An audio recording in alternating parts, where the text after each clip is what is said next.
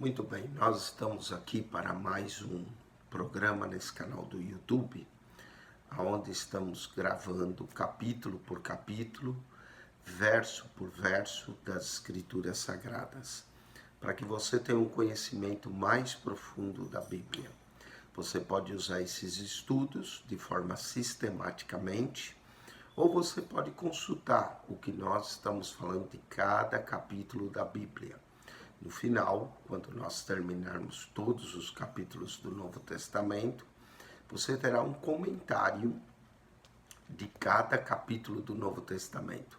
De forma, quando você também estiver lendo sua Bíblia, se você tem alguma dúvida do que nós falamos, ou você tem alguma dúvida lendo a sua Bíblia, você pode consultar e ouvir e estudar mais a palavra de Deus.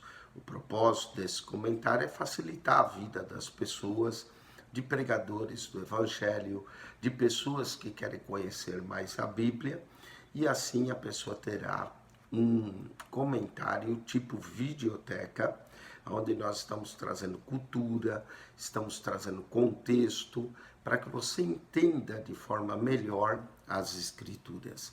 Claro que nós não sabemos tudo, é impossível alguém saber tudo, só Deus é que sabe tudo, mas podemos orientar você em alguma direção que você queira pesquisar mais sobre as Escrituras. As Escrituras são muito ricas e uma fonte inesgotável de conhecimento. Então, o propósito é aguçar a sua curiosidade também para que você possa pesquisar mais, mas também já ajuda. Nós temos recebido bons comentários acerca desse canal, de amigos que assistem, pessoas que subscreveram, que têm aprendido mais da Bíblia, pessoas que têm conhecido melhor as Escrituras e estudado mais e mais a Bíblia. E esse é o propósito. Nós vamos continuar então em Lucas capítulo 10. Lucas capítulo 10 nos tem um relato que somente Lucas menciona isso. Mateus não menciona, Marcos não menciona e nem João, que é a missão dos 70 discípulos. Interessante, muita gente pensa que Jesus só tinha 12 discípulos, mas nessa missão dos 70, nós vamos ver que 12 era o grupo escolhido, era o grupo mais próximo, e dentro dos 12 havia 3 que era mais próximo, como Pedro, Tiago e João. Então, entre os discípulos de Jesus havia 70. Os números 70 lembra também Moisés, quando Moisés falou com Deus que a carga era pesada demais e Deus pediu que Moisés separasse 70 anciões, do qual Deus tiraria o espírito que havia em Moisés e pousaria nesses 70. E quando isso aconteceu, os 70 profetizaram, falaram em nome de Deus. Aqui, esses 70 serão enviados por Jesus para ir de cidade em cidade. E o propósito dos 70 era para ver se o povo recebia a mensagem, o reino de Deus ou não. Jesus já tinha enviado 12, agora Jesus vai enviar 70. Apesar de o texto não falar, nos dá a impressão que os 70 foram de 2 em 2, como os 12.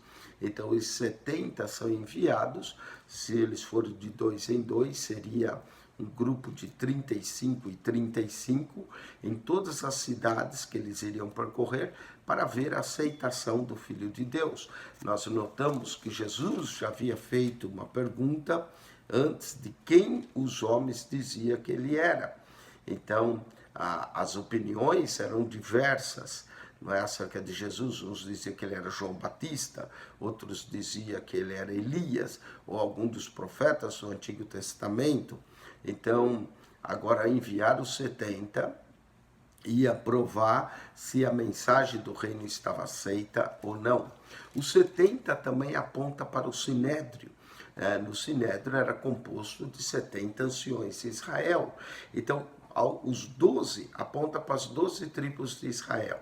Então, quando Jesus escolhe os 12, mostra que Jesus estava formando um novo Israel. Quando escolhe os 70, Jesus está fazendo um novo sinédrio, um sinédrio espiritual, né? Tudo é novo, né? Nós temos um Novo Testamento, uma nova Jerusalém, um novo Israel e um novo sinédrio.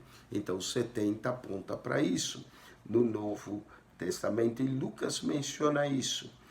Depois disso, nós vamos ter também a parábola do bom samaritano, nesse capítulo, uma parábola muito conhecida, não é? Jesus vai contar devido a uma pergunta de um doutor da lei acerca de quem é o próximo.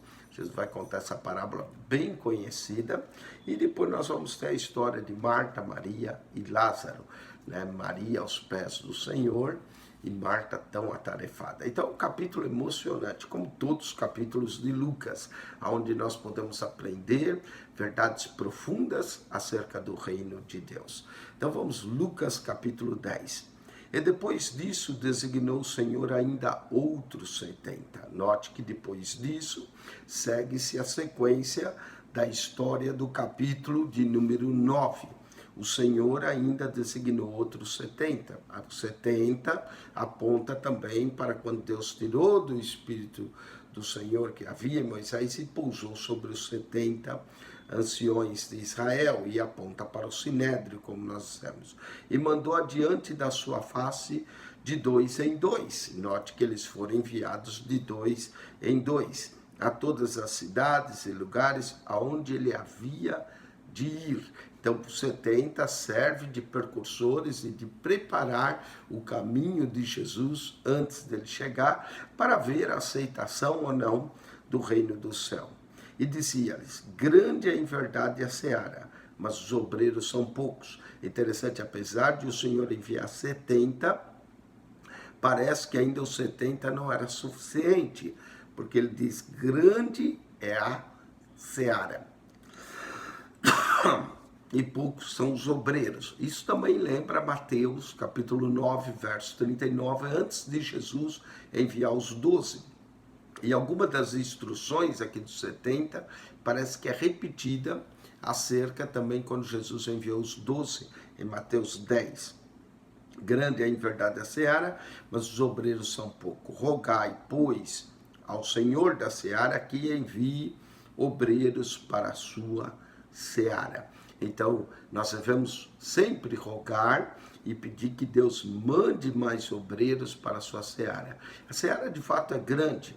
O trabalho para fazer é muito grande. E, às vezes, são poucos os ceifeiros, principalmente os ceifeiros preparados. Por isso, existe e requer da Igreja de Cristo um constante clamar por novos obreiros, não é?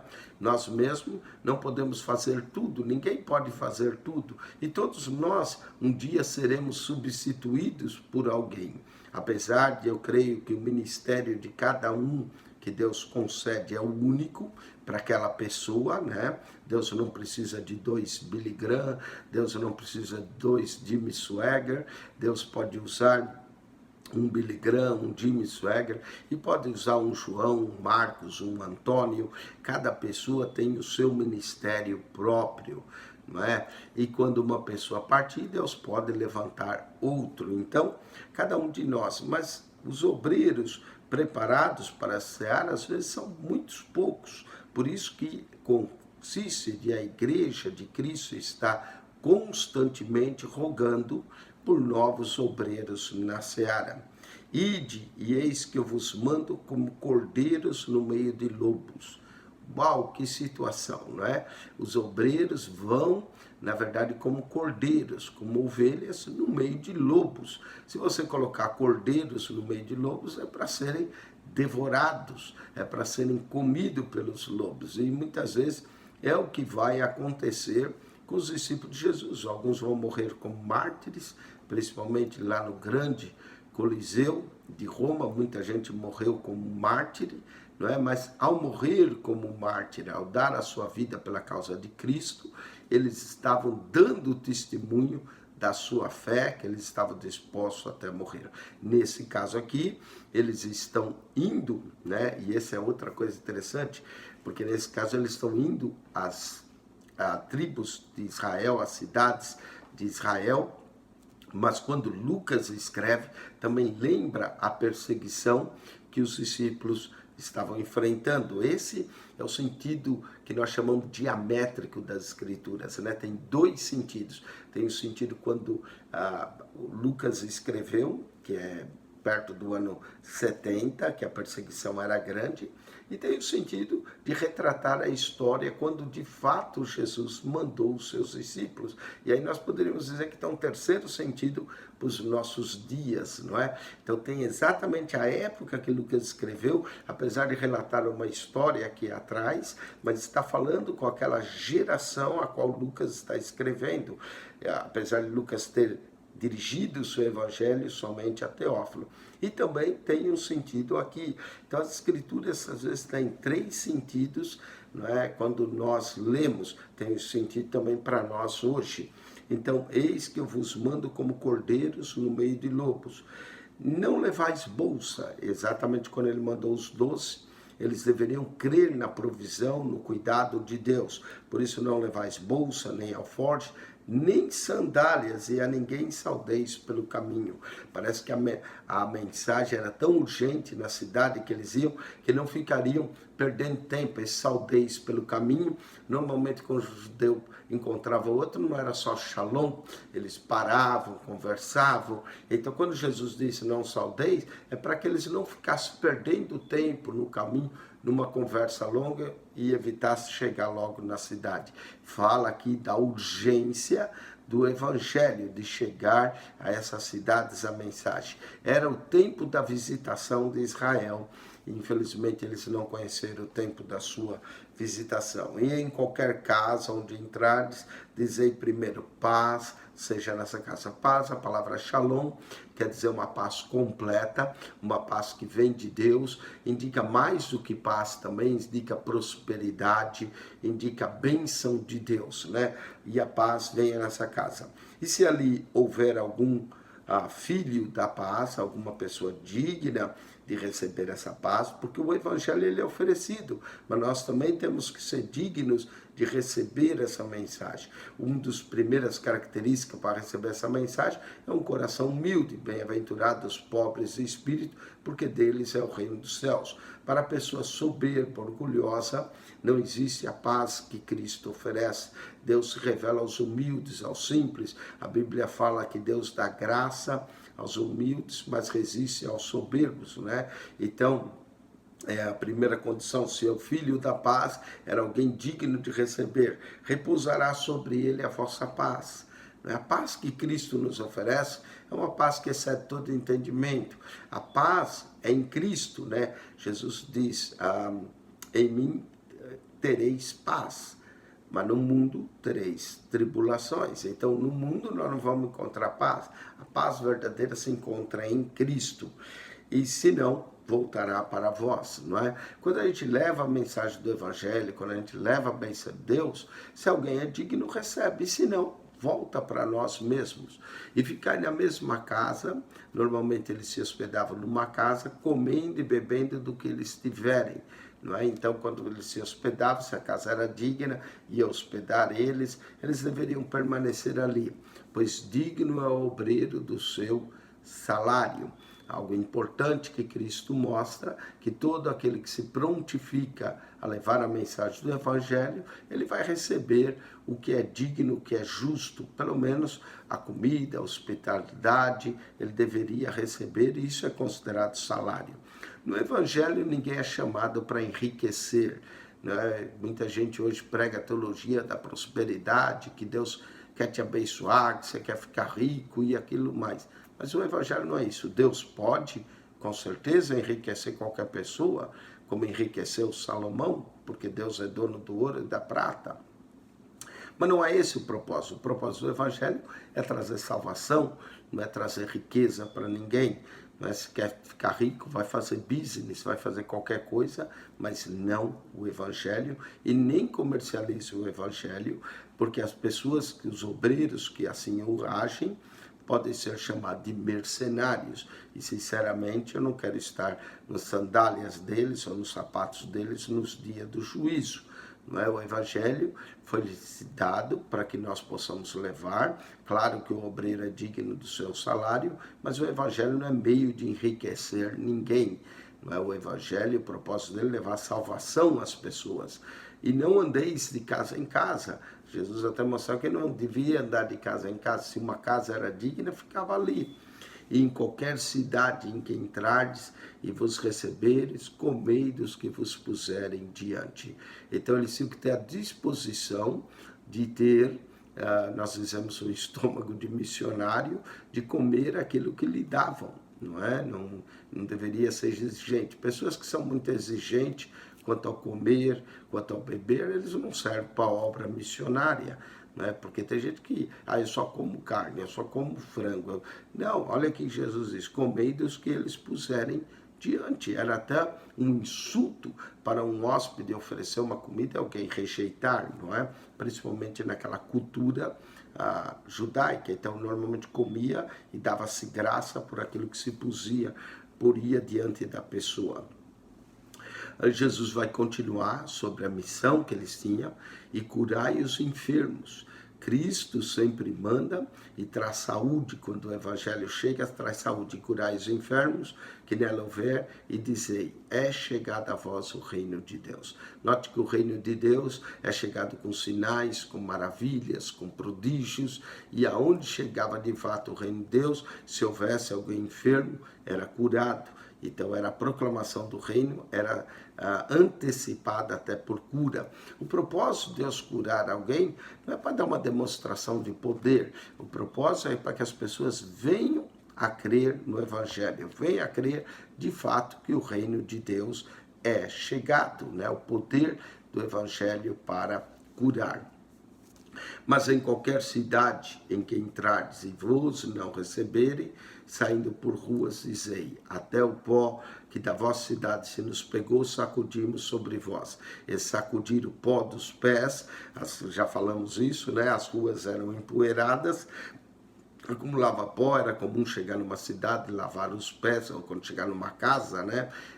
O hóspede dava água para que os pés fossem lavados, mas se ninguém o recebia, os pés ficariam sujos, e sacudir o pó dos pés era uma forma de trazer juízo e mostrava a rejeição daquelas cidades. Nós vamos ver que não é bem o caso. Quando eles voltam, eles vão voltar com alegria, né? Testificando daquilo que aconteceu.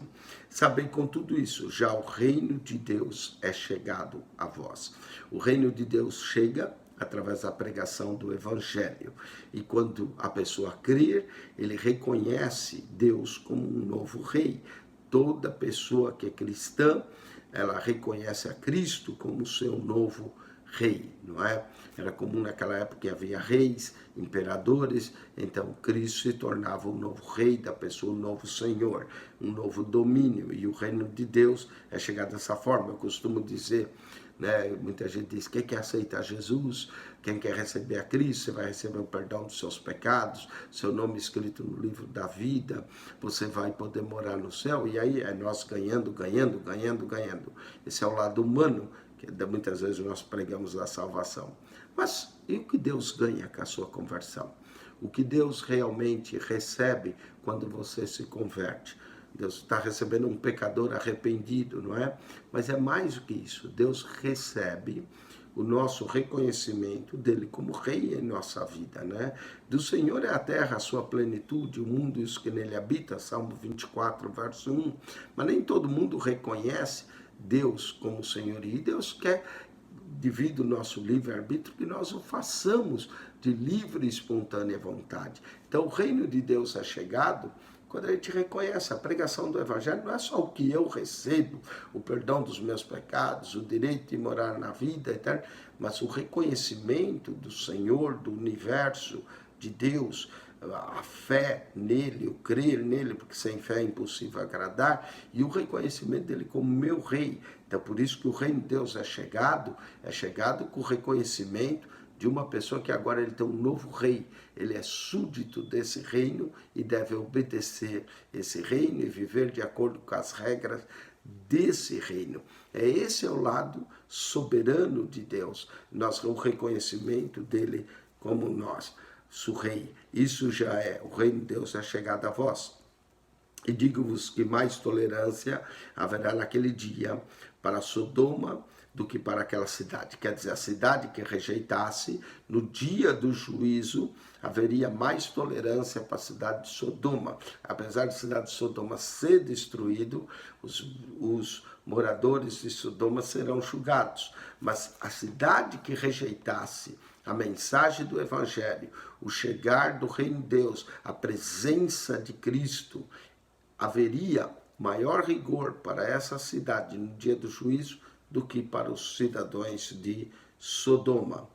E aqui Jesus vai pronunciar juízo sobre algumas cidades da Galileia, próximo ao mar da Galileia, onde ele mesmo realizou tantos sinais e maravilhas e eles não creram. Está aqui verso 13. Ai, toda vez que aparece um ai, é juízo. Não é? Jesus proclama alguns ais. No Evangelho de Mateus, nós vamos encontrar no capítulo 23, 8 ais sobre os líderes religiosos da época. Aqui em Lucas, capítulo 6, nós vamos encontrar um pequeno sermão do monte, similar, mas não é do monte, porque foi proclamado numa planície, né? Mas similar ao sermão do monte, onde vai ter 4 bem-aventuranças. No sermão do monte de Mateus em 5 tem, capítulo 5 de Mateus tem 8, no de Lucas 6 tem 4 bem-aventuranças e 4 ais. Você pode ver depois o comentário que nós fizemos em Lucas capítulo 6. Então, ai de ti, Corazim. Corazim era uma cidade próxima ao mar da Galileia, próxima a Betsaida, próxima a Cafarnaum. Ai de ti, Corazim. Ai de ti, Betsaida. Tá vendo? Pedro e André eram da cidade de Betsaida. Então, ai de ti, Corazim, ai de ti, Betsaida, porque se em Tiro e em Sidom se fizesse as maravilhas que em vós foram feitas, há muito assentados em saco de pano grosseiro e cinza se teriam arrependido. Note que os sinais, as maravilhas que Cristo fazia, o propósito era levar as pessoas a crer e se arrependerem. Então Jesus operou muitos milagres em Corazim, Betsaida, Cafarnaum, essas cidades marítimas à beira do mar da Galileia, mas eles não se converteram. E Jesus diz que se os mesmos sinais tivessem realizado em Tiro e Sidom, que há muito eles teriam se arrependidos em pano grosseiro de cinza. Pano grosseiro era uma veste que eles punham quando queriam se arrepender, mostrava humilhação, arrependimento. Não é? Jesus disse, se fizesse, eles há muito teriam se arrependido. É o que muitas pessoas perguntam às vezes, e as pessoas que nunca ouviram o Evangelho, como é que elas serão julgadas? Esse verso dá um exemplo. Jesus sabe quem se arrependeria ou não se fossem feitos os sinais. Mas em Corazim e Betsaida, vários sinais foram feitos pelo próprio Cristo e eles não se arrependeram. Por isso, serão objetos de maior rigor no dia do juízo. Haverá um dia do juízo e cada geração, cada povo será julgado de acordo com o conhecimento que teve de Deus ou não, de acordo com o tempo da visitação que teve de Deus ou não. A geração que vai receber mais juízo severo, pelo menos é revelado nos evangelhos, é a geração da época de Jesus. Muita gente, eu mesmo já pensei, como eu gostaria de ter vivido na época de Jesus, poder ver os milagres, os paralíticos andando, os cegos vendo, os surdos ouvindo, mortos sendo ressuscitados. Mas essa geração que viu tudo isso e não se arrependeu, será a geração que vai receber maior juízo. Né? Na época da cidade de Tiro e Sidom, isso aconteceu quase 300 anos antes de Cristo, Tiro e Sidom foram destruídos por o grande general grego Alexandre o Grande, quando entrou, destruiu essas cidades. Essa geração não viu sinal nenhum, não se arrependeu. A destruição de Tiro e Sidom por Alexandre o Grande, que se deu quando ele invadiu as cidades, era também uma forma do juízo de Deus chegando nas cidades por eles não se arrependerem. E por não se arrependerem veio a destruição nas cidades. Então o próprio Alexandre o Grande, apesar de ser um general grego, ele é profetizado pelo profeta Daniel como um instrumento da justiça de Deus sobre aquelas cidades que não se arrependiam, viviam impiamente, então chegava destruição. Mas a cidade de Corazim e Betsaida, no dia do juízo, receberá mais duro juízo. Por isso Jesus diz: ai de ti, Corazim, ai de ti, Betsaida, porque se em Tiro e em Sidom se fizessem as maravilhas que em vós foram feitas, já muito assentados em saco de pano grosseiro e cinza, se teriam arrependido. Portanto, olha o que Jesus vai falar, verso 14. Portanto, para Tiro e Sidom haverá menos rigor no dia do juízo do que para vós. Haverá um dia do juízo em que todos serão julgados, não é? Perante Deus. Claro que o cristão, ele não passa por esse julgamento, diz que ele saiu da condenação para a salvação. O cristão irá passar pelo tribunal de Cristo para recebimento de galardões. Mas aqueles que não se arrependeram, depende da geração, depende do conhecimento que tiveram, dos sinais e milagres que viram e não creram, então terão maior juízo. Como eu disse, as cidades que haverá maior, gerações que haverá maior rigor e juízo no dia do juízo, será para aquela geração da época de Jesus. Portanto, para Tiro e Sidom haverá menos rigor. Vai ser julgado com rigor, mas menos no dia do juízo do que para vós. Outra cidade que Jesus operou, muitos milagres, agora no verso 15, é Cafarnaum. E tu, Cafarnaum, serás levantada até o céu, até o inferno será abatida. Não é? Cafarnaum estava se erguendo. Jesus perguntou: vocês vão aonde? Vocês querem se erguer até onde? Até o céu? Vocês vão ser abatidos até o inferno. Não é? Cafarnaum. Hoje, se visitar a cidade de Cafarnaum, é só ruínas. Nunca mais se edificou. Jesus proclamou juízo sobre a cidade porque ele operou muitos e muitos milagres. Nós lemos que chegava à tarde, traziam-lhe os enfermos, trouxeram até um paralítico, descobriram o telhado.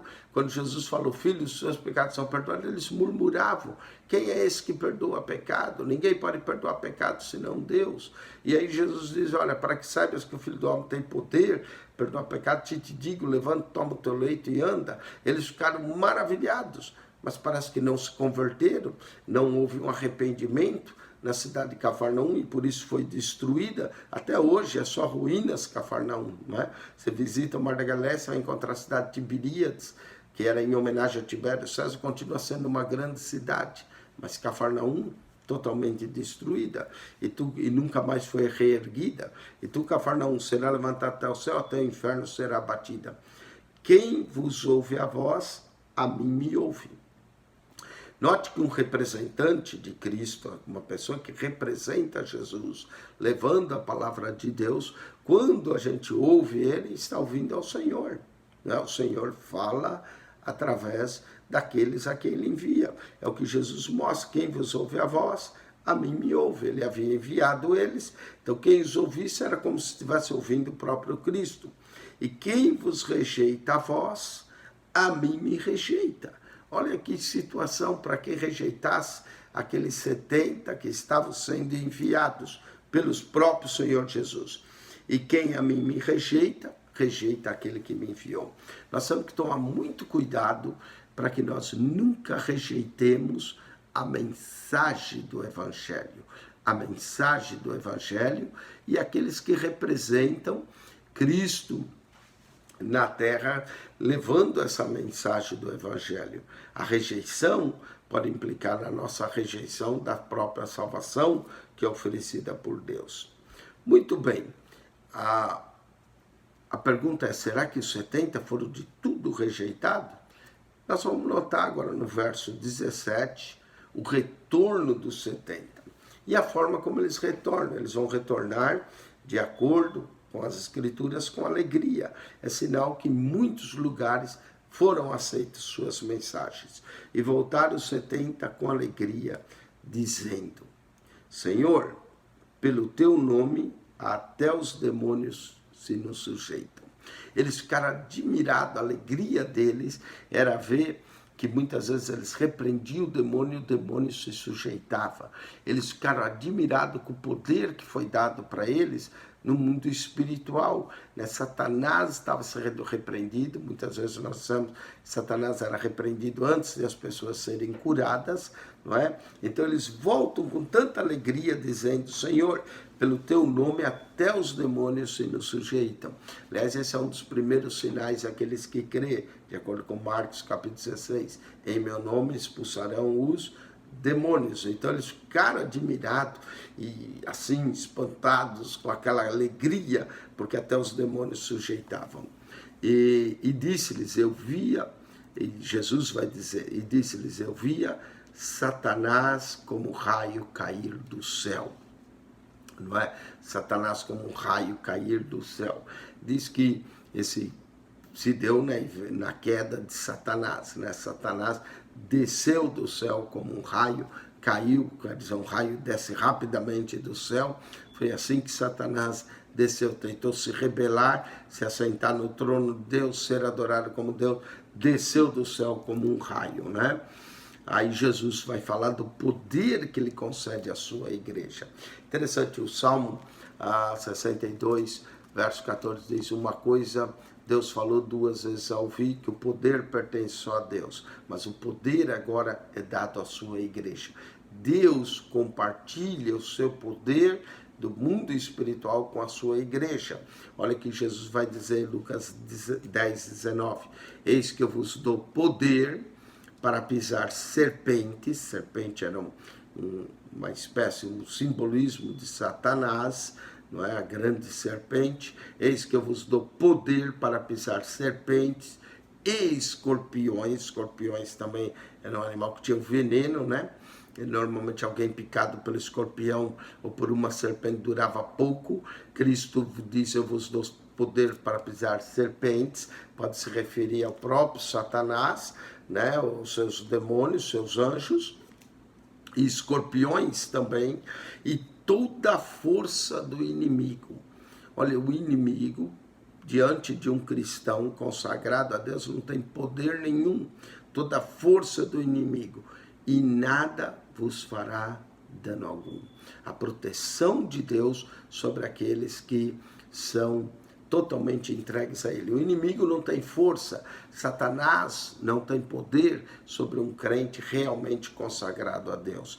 E tudo que às vezes o inimigo quer é adquirir legalidade sobre uma pessoa. O que significa legalidade? É quando a pessoa peca, quando a pessoa abre portas, então ele dá direito legal ao inimigo para agir na sua vida. Mas um crente que está consagrado a Deus, nada fará dano algum a ele. Ele é indestrutível pelas forças do mal, não é? Mas Jesus vai dizer qual que deve ser a verdadeira alegria de um crente. A alegria de um crente não é o poder de Deus sobre sua vida, ainda que esse é significativo, não é? A pessoa proclamar o evangelho e o inimigo sair em retirada.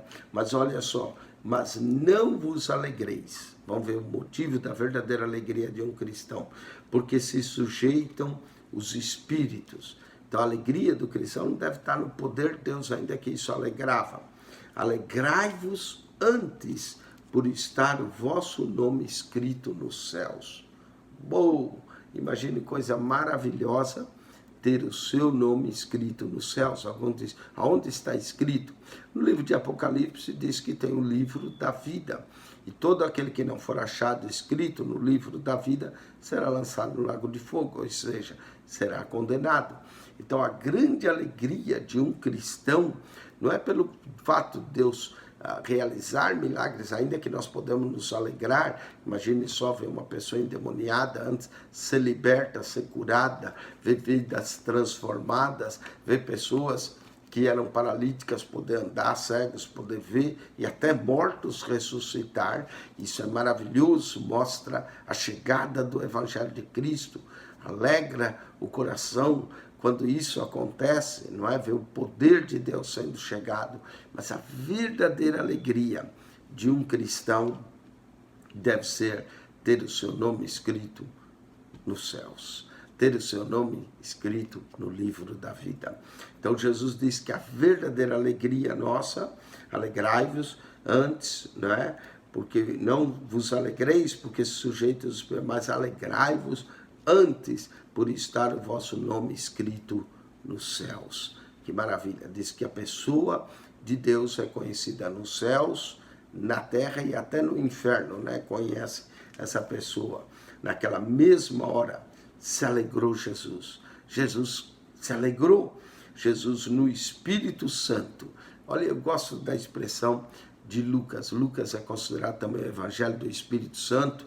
Eu já disse que nenhum evangelho cita tanto o Espírito Santo quanto Lucas no seu Evangelho, no livro de Atos. No livro de Atos, 43 vezes aparece o Espírito Santo, mais umas 40 e poucas vezes no Evangelho de Lucas.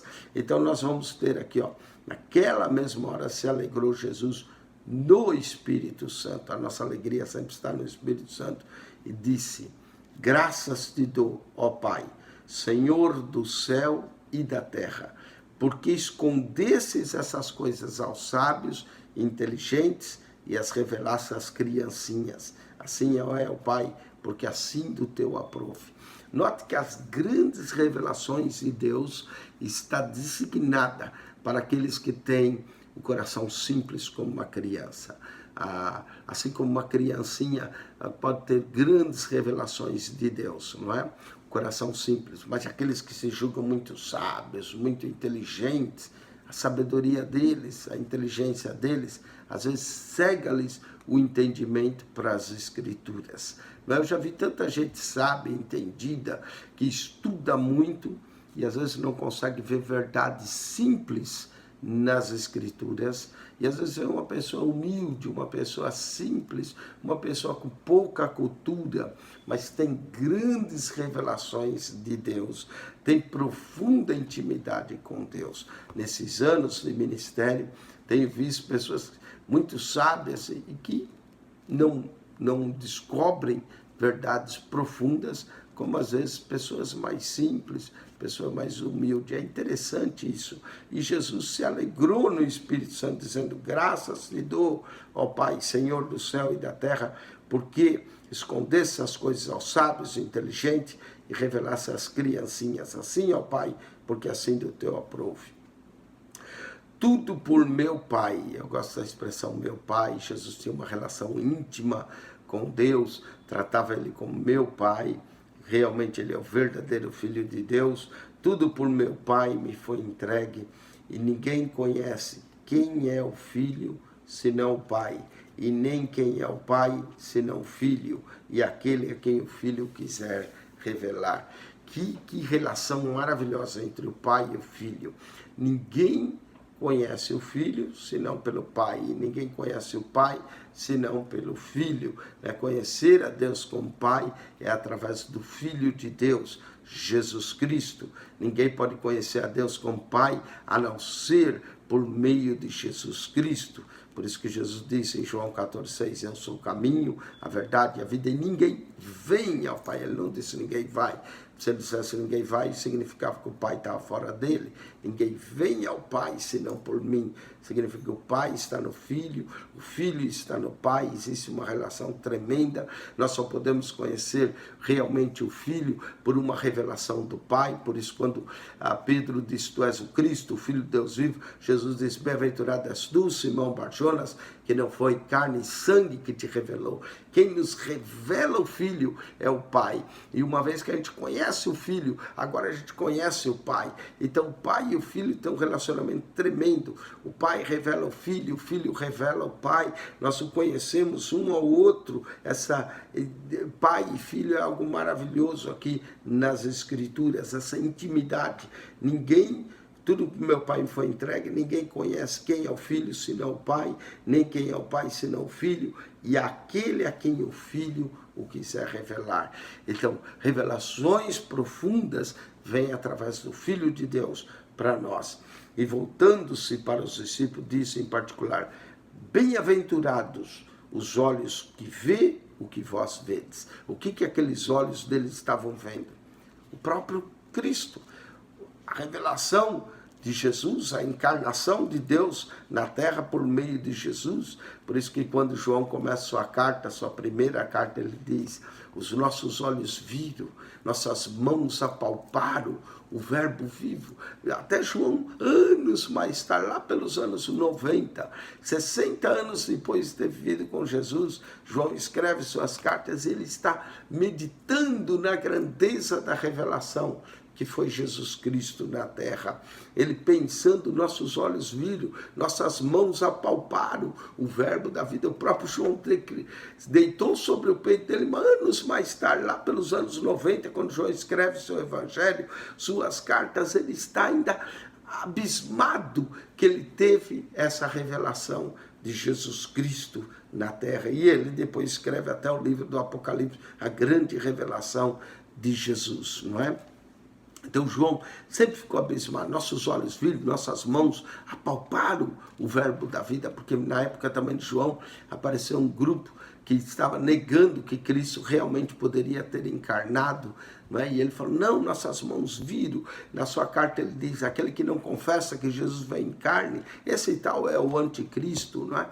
Porque ele viu, ele contemplou aquela revelação de Jesus, de Deus Pai, através de Jesus. Ninguém conhece o Filho senão o Pai, e a quem o Pai o quiser revelar. Ninguém conhece o Pai senão o Filho, aquele a quem o Filho o quiser revelar. E aí Jesus diz, bem-aventurados os olhos o que vós vedes. Por isso vos digo que muitos profetas e reis desejaram ver o que vós vedes e não o viram, e ouvir o que vós ouvis e não ouviram. Aquela geração, de fato, foi privilegiada. Imagine, João viu o verbo vivo, o verbo divino encarnado em Jesus. E Jesus disse que muitos profetas, reis, desejaram ver o que eles estavam vendo e ouvir o que eles estavam ouvindo. Eles foram, de fato, muito bem-aventurados. Jesus falou com seus discípulos, mas agora Lucas vai mudar o tema de novo. Diz que eis que se levantou um certo doutor da lei. Doutor da lei eram pessoas que estudavam a lei de Moisés. Não era hoje o doutor da lei, é um advogado, né? Naquela época o doutor da lei é que estudava a lei de Moisés. E eles se proclamavam doutores da lei, observação da lei, principalmente entre os fariseus. Levantou-se um certo doutor da lei. Note que esse doutor da lei se levanta, não se levanta para crer em Jesus, diz o texto de Lucas, levantou-se para tentá-lo, tentar a Jesus. Imagine só, tentar a Jesus, sendo que ele era a revelação do Pai, ele era o próprio autor da lei, levantando-se dizendo, mestre, até a expressão dele, mestre aqui, não é que ele cria em Jesus, mestre, que farei para herdar a vida eterna? Esse homem queria saber o que ele podia fazer. Os judeus atrelavam sempre a obras da lei para a sua salvação, a fazer algo da lei para a sua salvação. Que farei para herdar a vida eterna? A pergunta. Mas note que esse homem se levantou para tentar Jesus. Quando uma pessoa vinha sinceramente perguntar alguma coisa ao mestre, ele respondia. Quando alguém vinha perguntar a ele para o experimentar, Jesus tinha uma técnica, algo maravilhoso, até que muita gente usa hoje para desmontar os opositores, é que Jesus devolvia para o homem a pergunta, não é? Jesus nunca respondia diretamente, Jesus conhecia bem o coração de quem vinha experimentar, então Jesus fazia uma outra pergunta para a pessoa, às vezes devolvia a própria pergunta para a pessoa. Note que esse doutor da lei levantou para experimentar Jesus, talvez para tentar ridicularizar Jesus diante da multidão, e pergunta, mestre, que farei para herdar a vida eterna?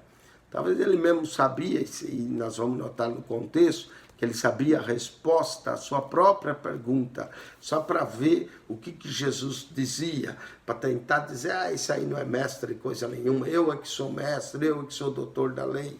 Então, quando Jesus percebeu a hipocrisia desse cidadão que se levanta para o experimentar, note como Jesus responde a ele com uma sabedoria tremenda, Presta atenção, esse homem era doutor da lei, se dizia que era mestre em Israel. Então ele vem perguntar a Jesus: mestre, que farei para herdar a vida eterna? Jesus devolveu a pergunta para ele. Ele disse: o que está escrito na lei? Olha, ele era considerado doutor da lei. Então Jesus responde para ele: o que está escrito na lei? Na própria lei revelava se ele queria fazer alguma coisa para herdar a vida eterna. Como lês?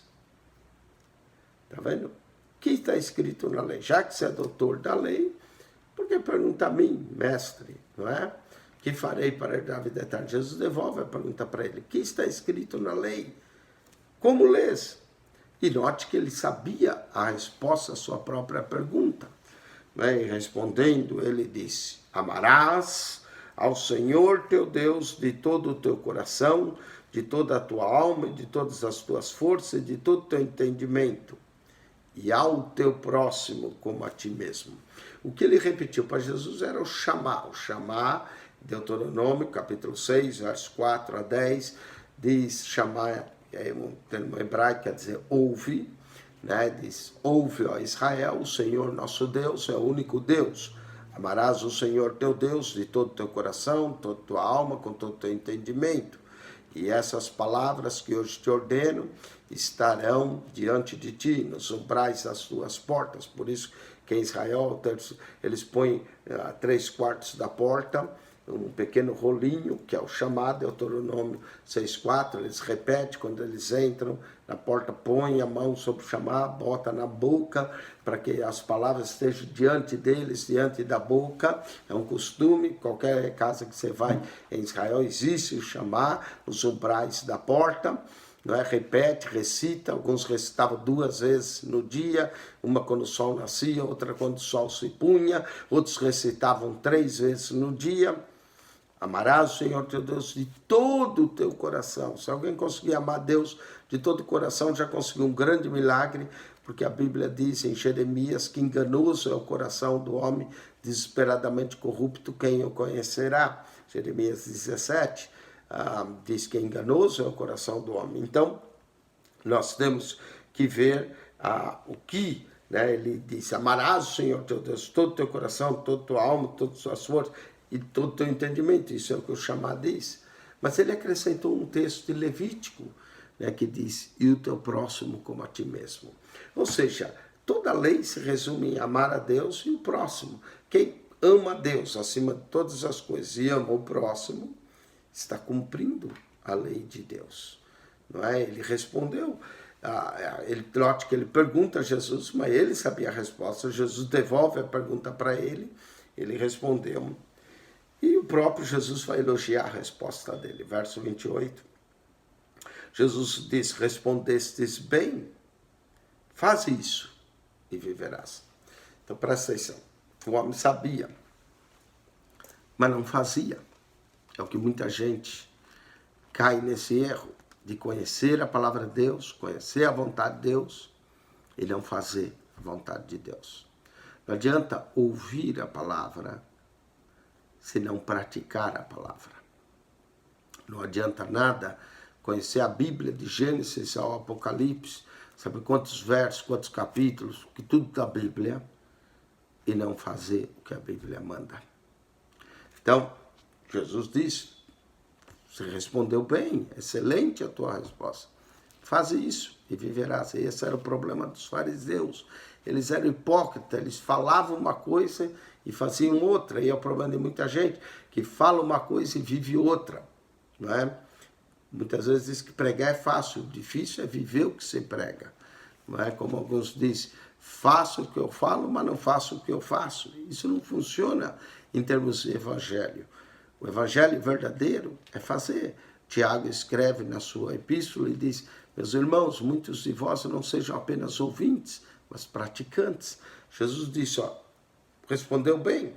Ele quis envergonhar Jesus e vai ficar envergonhado, porque Jesus vai dizer para ele: respondesse bem, faz isso e viverás. Quer dizer, perante todos, Jesus estava dizendo que ele não fazia o que ele mesmo estava pregando, não é?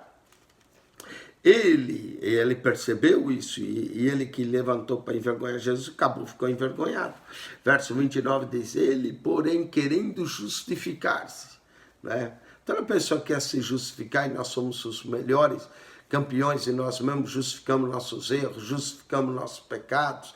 Então, eu fiz isso por causa disso, não é? Nós somos campeões em nos justificar. O melhor advogado de todo ser humano é ele mesmo. Ele se defende a si mesmo, não é? Ele querendo justificar-se a si mesmo, disse a Jesus, e quem é meu próximo? Imagine só, o doutor da lei não sabia nem quem era o próximo dele. Quem era a pessoa mais próxima dele. E Jesus, com a pergunta do homem agora, Jesus, note que Jesus não vai responder, mas vai desenrolar uma parábola muito bonita, conhecida como a parábola do bom samaritano. E no final da parábola, Jesus vai devolver a pergunta para o homem e dizendo, quem te pareceu mais próximo? Jesus não responde a ele quem é o próximo, mas Jesus, através dessa parábola, ensina a esse homem e a nós como nós podemos nos tornar próximo de alguém. Jesus não vai dizer quem é o próximo, mas vai ensinar como você se aproxima de alguém, como você se torna próximo de alguém. Então preste atenção na parábola. Ele, porém, querendo justificar-se, disse a Jesus, quem é o meu próximo? Respondendo, Jesus disse, aqui vem a parábola, descia um homem de Jerusalém para Jericó. Jerusalém normalmente está 800 metros acima do nível do mar, Jericó está a 400 metros, é uma descida de 1.200 metros, 400 metros abaixo do nível do mar. Então, Jerusalém é 800 metros acima do nível do mar. Jericó, 400 metros próximo ao Mar Morto, abaixo do nível do mar. Então, uma descida de 1.200.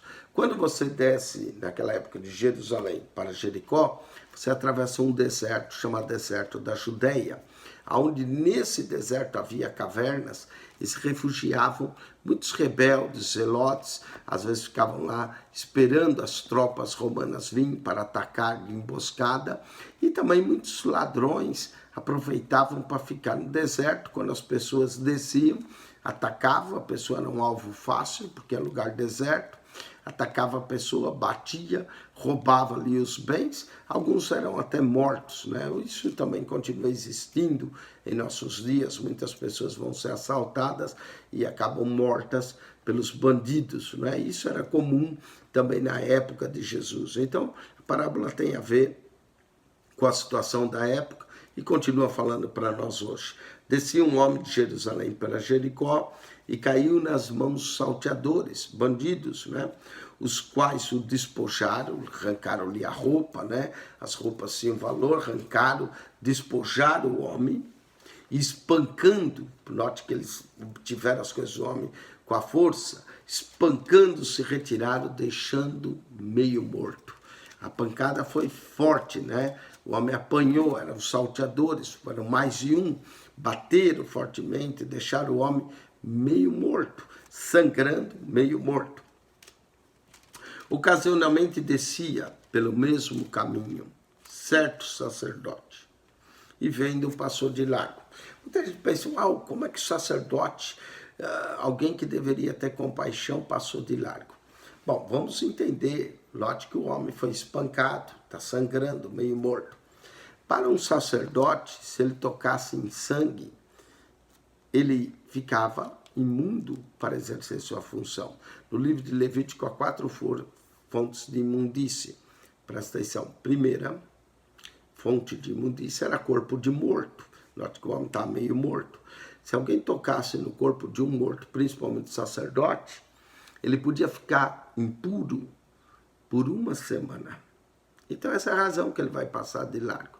Não é que o sacerdote não tinha compaixão, o sacerdote estava preocupado com os ritos da lei para não se contaminar, ficar impuro. Então quando viu o homem sangrando, meio morto, passou de largo. Mesma coisa vai acontecer com o levita. Então muita gente diz, sacerdote, passa lá. Não, era, se você entender a cultura judaica, como eles ficavam impuros, então eu falei que havia 4 fontes, e me disse, corpo de morto, sangue, sangue, toda vez que o sacerdote ficava sujo de sangue, até quando eles faziam o sacrifício, eles tinham que passar pela pia, se lavarem, para poder entrar no lugar santo, para exercer o seu ofício sacerdotal. Então, era, presta atenção, morto, sangue, qualquer fluido sexual que saísse do corpo, a pessoa era considerada imunda. E também lepra, né? O leproso tem que gritar de longe, imundo, imundo, não se aproxime, tudo está no livro de Levítico. Então, se você ler, você vai entender a razão que o sacerdote passou de largo. E ninguém ficou admirado de Jesus falar isso, porque o homem estava espancado, meio morto. Ocasionalmente descia pelo mesmo caminho, o sacerdote, vendo, passou de largo. E de igual modo, também um levita. Claro, o levita e o sacerdote vão ficar impuros. Por isso passa, chegando naquele lugar, vendo, passou de largo. Note que eles viram, mas passaram de largo. Não é? Então, note que aquele homem que descia de Jerusalém para Jericó, provavelmente era judeu. E eles, o sacerdote passa de largo. Vem o levita, passa de largo. E de igual modo passou um hebreu. Mas um samaritano, que olha que os samaritanos eram odiados. Pelos judeus, eles eram considerados as piores espécies do mundo, não é? Jesus já provoca isso. Em nenhuma parte de Jesus diz que o samaritano é bom, né? As ações do samaritano foram boas. E quando o subtítulo da nossa Bíblia, que foi acrescentado mais tarde, diz a parábola do bom samaritano. Não quer dizer que o samaritano é bom, mas as ações que ele fez foi bom. Mas um samaritano que ia de viagem, chegou ao pé dele. O samaritano se aproximou. Presta atenção que Jesus está respondendo da proximidade. O samaritano se aproximou dele. Chegou ao pé dele e vendo, moveu-se de íntima compaixão. Apesar de samaritanos e judeus não se entenderem, esse samaritano mostrou compaixão. Compaixão quer dizer sentiu a dor do outro, sentiu a situação do outro. O sacerdote estava preocupado com os ritos da lei, não o fez, não se aproximou, passou de largo. O levita, mesma coisa. Mas o samaritano, vendo, moveu-se de íntima compaixão. Presta atenção no que o samaritano vai fazer, porque tem uma diferença entre sentir dó e compaixão. Tem gente que sente dó, coitado do fulano, aconteceu isso. Mas não faz nada para ajudar a pessoa. Compaixão move você. Compaixão leva você a fazer alguma coisa. Tem gente, coitado daquelas criancinhas na África, tão pobre, não tem nada de comer. Mas não manda uma oferta para sustentar a criança. Então isso é sentir pena, sentir dó, não é ter compaixão. Compaixão nos leva a fazer algo, não é? Tem gente, coitadinha das crianças de rua, não tem nada para comer, mas não é capaz de comprar um pão e ir lá e dar para a pessoa. Tem outros que até na hora da oração, Senhor, obrigado por essa comida, né? A hora que vão comer, obrigado por essa comida. E lembra, Senhor, dos que não tem nada para comer. E se eu visse Deus falar, eu me lembrar, quem se esquece é você. Não sou eu que tenho que me lembrar, é você que tem que se lembrar daqueles que não têm o que comer, né? Lembra dos pobres, dos órfãos, das viúvas, mas você mesmo não lembra. Você está pedindo para Deus lembrar e você não lembra? Deus nunca se esquece do pobre, do órfão, da viúva. Quem se esquece somos nós. Às vezes a gente sente pena, mas a pena não nos leva a fazer nada. Compaixão, sim. Presta atenção, o homem moveu-se de íntima compaixão. Chegou ao pé dele, moveu-se de íntima compaixão e vai fazer algo. E aproximou, atou-lhe as feridas. Lembra que o homem estava sangrando. Se o sacerdote fizesse o levita, ficava impuro. Mas esse samaritano, como não tinha essas regras de pureza, se aproximou, atou-lhe as feridas, cuidou das feridas, aplicou-lhe azeite. Era como o azeite servia como um alívio, como uma pomada, né? Aplicou-lhe azeite e vinho. Vinho deitou, vinho tinha um pouco de álcool, né? Então servia como antisséptico.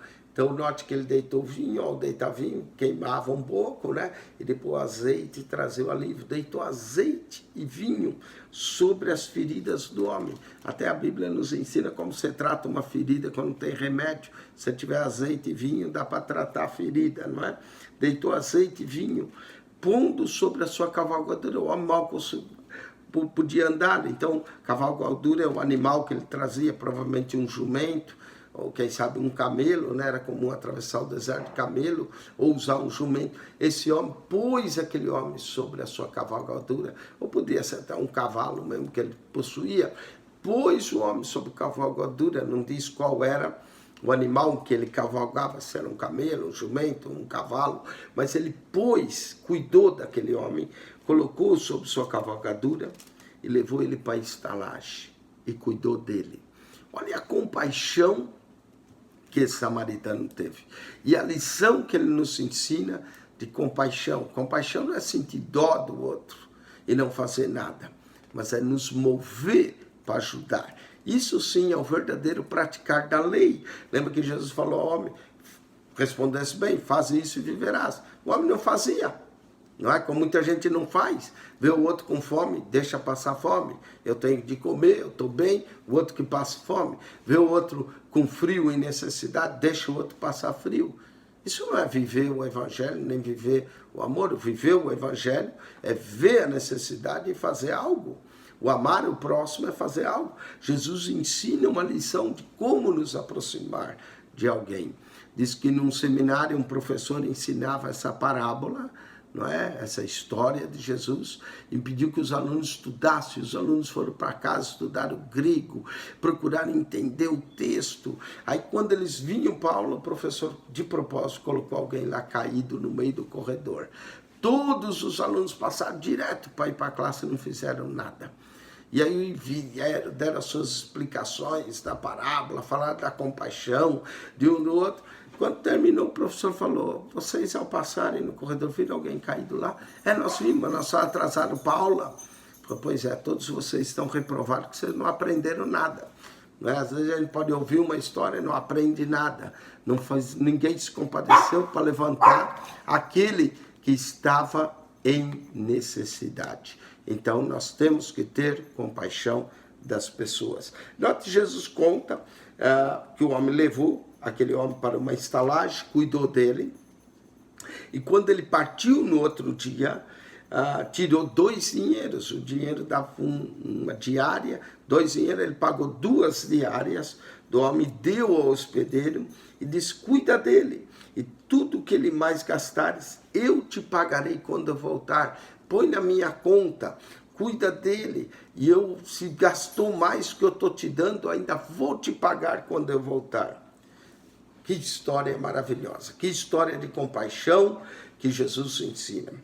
Jesus conta essa parábola, conta essa história, ele ouviu, a multidão que ele estava ouvindo, aí Jesus olha para o fariseu, ou para o doutor da lei, e vai perguntar, qual, pois, desses 3, o sacerdote, o levita e o samaritano, qual, pois, desses 3 que te parece que foi próximo daquele que caiu nas mãos dos salteadores? E aí ele vai ter que responder. E ele disse, o que usou de misericórdia para com ele. Era óbvio. As parábolas de Jesus faziam a gente viajar no tempo, faziam a gente entender.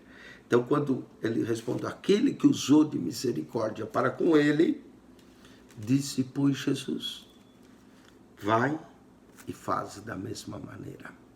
Note que Jesus ensina como nós nos aproximamos de alguém. Vai e faz da mesma maneira. Aprende a ter misericórdia, compaixão do próximo. E aí você vai estar cumprindo o amor ao próximo. Né? Amar a Deus, o que nós podemos fazer para Deus? Deus, se tiver alguma necessidade, não nos conta. Mas amar o próximo, esse sim nós podemos fazer. E, aliás, João mais tarde escreveu o seguinte, quem diz que ama a Deus e não ama o seu próximo, é mentiroso.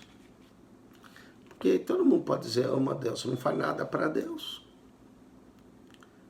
Mas nós mostramos que amamos a Deus quando, de fato, a gente cuida do próximo. Quando a gente mostra amor pelo nosso próximo.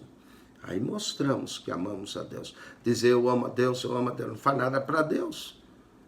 Não é? Mas se você a fizer para o próximo, é como fazer para Deus. Aí sim você mostra que ama a Deus. E Jesus diz, vai e faz da mesma maneira. E aconteceu que indo eles de caminho, agora eles partiram daquele lugar, foram de caminho, entrou numa aldeia. Essa aldeia é próxima a Jerusalém, né? Diz que é a cidade de Betânia. Então Jesus entrou nessa aldeia. Essa mesma aldeia é mencionada no Evangelho de João. Entrou e certa mulher por nome Marta o recebeu em sua casa. Marta parece que era a irmã mais velha, né, cuidava da casa, era a dona da casa, recebeu em sua casa. Não era só receber Jesus. Marta e Maria e Lázaro deviam ter uma casa grande, porque Jesus normalmente andava com 12, disse que ele tinha 70, no capítulo 10, né, discípulos. Mas os 12 o acompanhavam, estavam sempre com ele. Então, quando Marta abriu a porta de sua casa, não abriu só para receber Jesus, abriu para receber os 12 discípulos de Jesus. Não é? Então, Marta, claro, o recebe e, como boa hospedeira, vai se preocupar com o jantar, em preparar comida. Não é? O recebeu em sua casa. Jesus se hospedou na casa de Marta, mas por Marta ser mencionada primeiro, parece que ela era a irmã mais velha, e depois vinha Maria, e quem sabe por último Lázaro, né? Lázaro, inclusive, é mencionado lá em João. Aqui não menciona, só menciona Marta e Maria. E tinha essa uma irmã chamada Maria. Maria parece que era a mais nova, a qual, assentando-se também aos pés de Jesus, ouvia a sua palavra. Então, Jesus se hospeda na casa de Marta. Lá, enquanto Marta está atarefada, preparando o jantar, não só para Jesus, para os 12, a sua irmã Maria ficou tão encantada com as palavras de Jesus. Jesus, enquanto ela está lá, Jesus está falando, né? E Maria se assentou aos pés de Jesus, se assentou próximo a Jesus, estava do lado de Jesus e ouvia a sua palavra.